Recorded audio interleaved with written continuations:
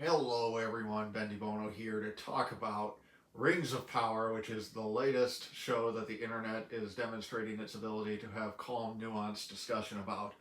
Uh, I wasn't going to record anything on this show, I'll be honest. For as much as I love Tolkien, I've had very limited interest leading up to this. Didn't think it looked that great from the trailers, but decided to watch it last night, and I need to weigh in. Now, weighing in on this show is a little bit of a dicey prospect these days if you've been paying attention to what's been happening with it on the internet, because what you have currently is a bunch of morons who are fighting about whether or not the show is either woke or the greatest thing that's ever existed.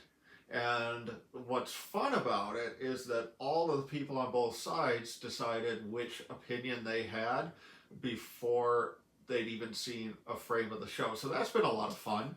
If you look at the review disparity on IMDb and Amazon, it's like everybody's rating it either a 1 or a 10.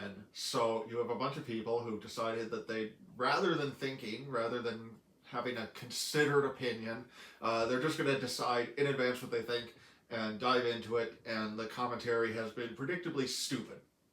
So, because of that, wasn't necessarily that interested in wading into the fray of all of that. But here I am because somebody needs to give an actual opinion of this show, because what those two sides are not doing is actually asking themselves, is this show any good? And it turns out it's terrible. Not because it's woke. I mean, I didn't find anything particularly woke about it. It was just dumb. It's just dumb. And that's what's being lost in the shuffle. So we're not going to talk about black hobbits. We're not going to talk about, how it's setting Tolkien's legacy on fire. It is, but, the show's so bad on its own that we could just ignore everything that it's doing as far as ignoring lore and all of that, and just focus on the show as a show.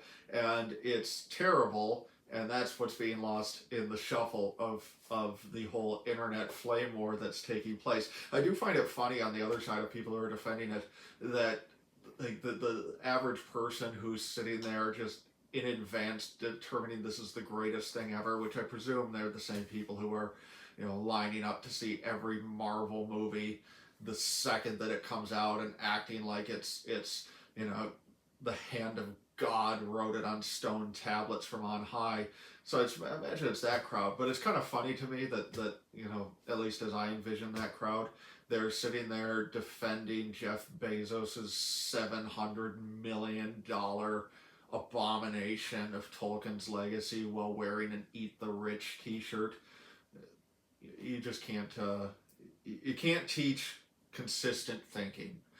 Anyway, I watched it with an open mind last night, and I hated it. And what I want to do here, I've got some notes, and I wrote down a number of things that I hated. There are a couple of things along the way that I like, but I thought I'd just go through and tell you everything about this show that was terrible. Not because it's woke, but because it's stupid. That's the headline. All right, so let's start at the very beginning where we get a prologue. Now, one of the rules that I have in my life is never willingly and invite a comparison that you're going to wind up on the wrong side of.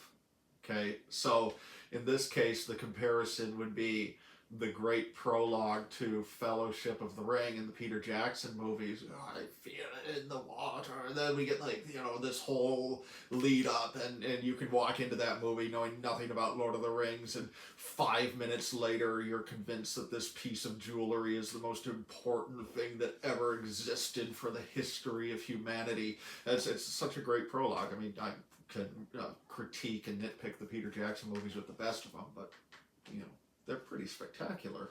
At least Lord of the Rings. Let's not talk about The Hobbit.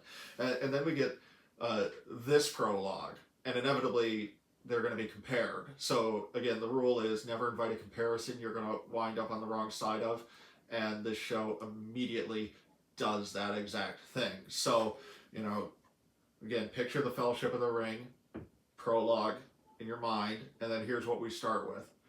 Nothing is evil in the beginning. Okay, not not bad. Yeah, that's kind of a Tolkien-esque theme. I mean, Morgoth is Melkor, he's created good, and Sauron isn't evil. You know, there's Saruman. So yeah, that's kind of Tolkien-esque. And then we cut to Galadriel, child Galadriel, I should say, putting a paper boat in a river and other elf children throwing rocks at it. What? How did we get from nothing is evil in the beginning to the paper boat? Are the other children evil? See, this, like, we're going to come back to Galadriel in a minute, because this just sort of starts off this whole thing of, like, we're supposed to feel really sorry for her and empathize. She's so misunderstood, but she is legitimately misunderstood. In fact, she's so misunderstood that the show doesn't understand her. Like, they have no clue what to make of Galadriel. We'll talk about that in a second. So, nothing is evil in the beginning, and then we get the paper boat. We do get, like, the one thing I did like was seeing the two trees of Valinor. I mean, that was pretty cool. But then we get to what I call the not the Silmarillion prologue. Now, I'm not going to rip the show for not having the rights to the Silmarillion, okay? Because I'm sure that Christopher Tolkien probably used his dying breath to curse every member of his family who even thought of selling the rights to the Silmarillion. So, it's not Amazon's fault. They don't have it. That said, I found the prologue really funny because it's tap dancing around the Silmarillion. It's like, oh, here's Morgoth, and we have enough rights to say the name Morgoth, but we don't have enough rights to tell you anything about him. This goes on for like 10 minutes. And it's, you know, it's like, okay, it's a $700 million show, so a lot of it looks cool from a, you know, a CGI perspective, and we've got orcs and elves fighting, and so you can't criticize the show. It doesn't look bad by any means, which I will say, I didn't think it looked that good in the first trailers. It looked pretty decent. But, you know, so we go from nothing is evil in the beginning to paper boat to not the Silmarillion. That's your prologue, and that is what we are inevitably comparing to the great opening to Fellowship of the Ring. It's not even close. Total disaster. Doesn't make sense. It's like you're just putting out words. Like, again, think about the whole 2 episodes if you've watched them. What does the phrase, nothing is evil in the beginning, have to do with anything in the rest of the show? Like, are you guys just saying words? Because that's what it feels like. It feels like they just whiteboarded stuff and then put it in the script. Okay, so then we go on. And we have Galadriel is hunting down Sauron, which, if you know anything about Middle-earth, is a good thing to do. We got to hunt down Sauron. And she's leading these elves, and they're climbing this ice mountain. And it's not even a mountain, it's like a cliff. And this is the shot from the trailer where she's holding on to her dagger. And this is the moment when I knew we were in trouble with this show. Because we get to the top of this ice mountain, and one of her other elves is like, we should turn back. And I'm thinking, what? That's the conversation you have before you climb the giant ice cliff. Not when you're at the top. It's like nobody stopped to think about this. And I get it, it's being unfair. Maybe it's unfair to expect this level of logic in pop culture, but it's like, I shouldn't be laughing at the show 5 minutes into it for something that stupid. And like, this goes to the larger point then of what exactly are we supposed to think of Galadriel? Okay, because Sauron is gone for hundreds of years at this point. So, you know, if you've read the Silmarillion, the whole thing about the kinslaying and the ban from Valinor and all of that with the Noldor is not in this. Which, again, not their fault. Not going to fault them for that. So instead what we have is the elves are basically an occupying army of Middle-earth. They came over to fight Morgoth. They came over to fight Sauron.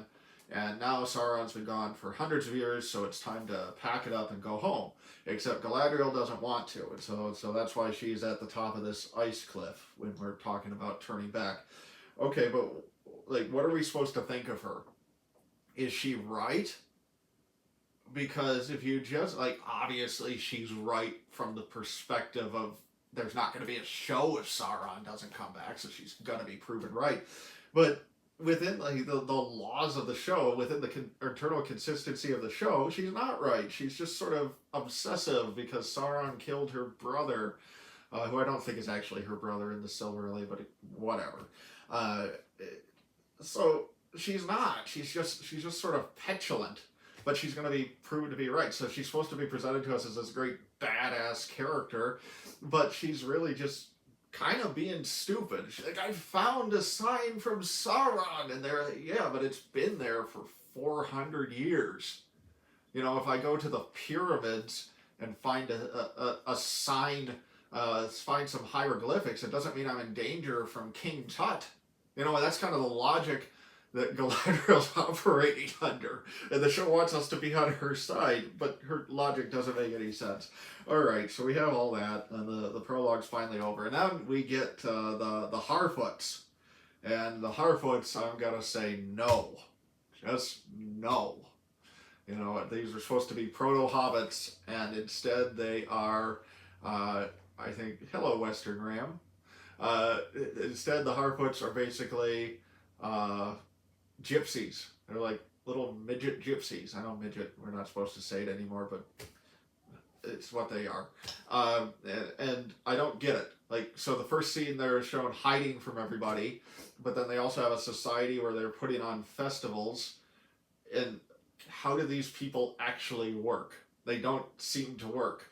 And the Harfoots do not seem like hobbits. Like, if you know anything about Tolkien and hobbits, this is his deeply interior view of the idyllic pastoral life and all of that. And then here we just sort of have these little guys running around, and I don't get what they have to do between, what's the relationship between the Harfoots and the Hobbits. It seems to be just this superficial understanding of Lord of the Rings, that they're little and they're kind of quirky compared to everyone else in the world. Like, that's the level of understanding that we've taken from Tolkien's material into this. So the Harfoots get a no from me. I don't like them.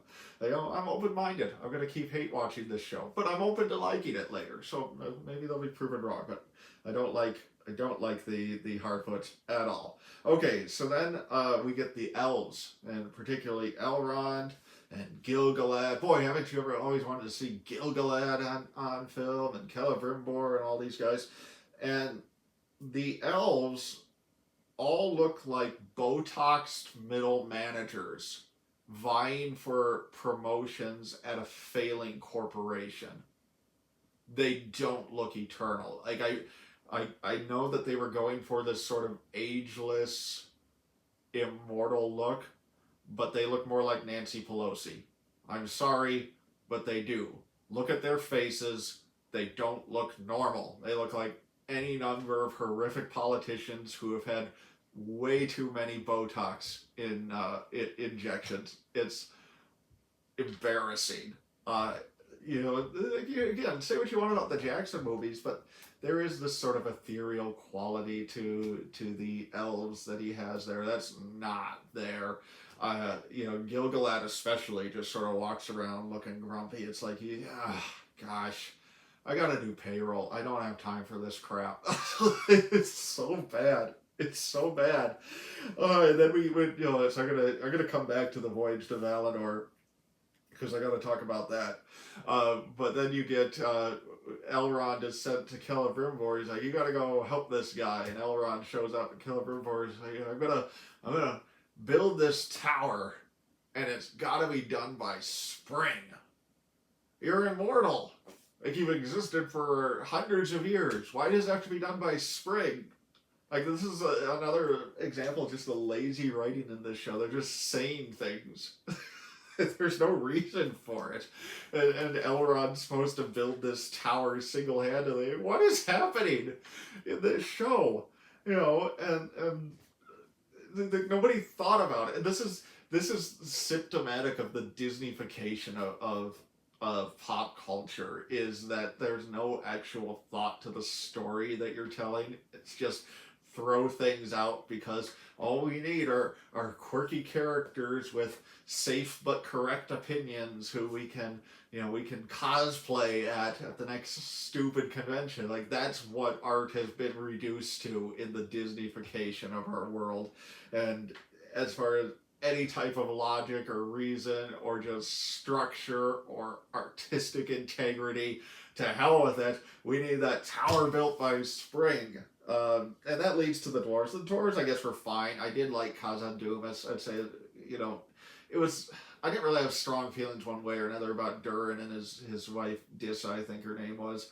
They're fine. It does kind of have that quirky, let's go get ice cream together crap that seems to be everywhere in the Disney crap these days. It felt very Marvel-esque to me, and I don't love that. But compared to everything else in the show, whatever. It's small potatoes. Okay, so then we have to get to the big highlight that goes on through most of episode 2, but starts at the end of episode 1, which is the Voyage to Valinor. And this is the funniest thing in this show. Like, if you were still on the fence about whether or not this show was even trying, you watch this sequence, and it's hilarious. And especially compare those final scenes of Return of the King with Frodo getting on the ships at the Grey Havens, the music swelling, and it's like this depth of, Gandalf talking about white shores and the clouds open and all of that. Then you compare it to this, and it's like, what is happening? So the elves apparently stand for the entire voyage, which is very funny. Like, they're sailing to Valinor from Middle-earth, which I don't know my Middle-earth geography, but let's say it's 500 miles. Let's say it's 100 miles. I don't care. You're on a stupid boat. You're standing there, and then they start singing, and then we get the other elves who come and start getting them naked. It's like, what is this? What is happening? But then we get my favorite thing happens in the entire 2 episodes, which is Galadriel decides, no, I can't do it. So here's my plan. I'm going to jump overboard into the ocean and start swimming. Like, that's the plan. And this is, again, this superficial understanding of Tolkien. Well, it's elves, elves, they can do anything, right? Like, they're immortal. Yeah, I don't think it's ever been even remotely hinted at that the elves can swim the entire ocean. And then they just end the episode. She's swimming. Like, you guys aren't even trying. It's so embarrassing.